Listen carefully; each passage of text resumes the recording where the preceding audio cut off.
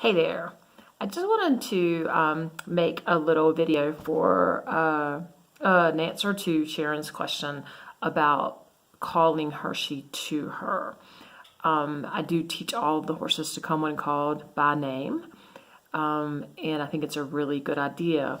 A couple things about her question, and specifically though, is that I do not ever offer my hand to them and have them touch it before I feed them, because that actually encourages mouthiness, encourages them to get into your space, encourages them to seek your body for the food and that sort of thing, which was something that we really tried to not instill in them, right? We wanted to stand beside us politely and wait for their food reward rather than reaching toward our hand. So that was part of the answer to her question.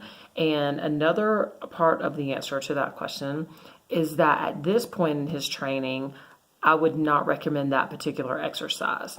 He will, and all horses will, learn that if every time they come up, it turns out good for them, they either get breakfast or they get supper or they get a session and they get something that they want, they get petted, they get whatever it is that they like. But especially if they know they're going to have a session where they're going to get fed and have positive reinforcement, then it just kind of works out. If every time you go out, you call them and they come and get a meal, or you call them and they get a session, then you don't necessarily have to teach them to come when called.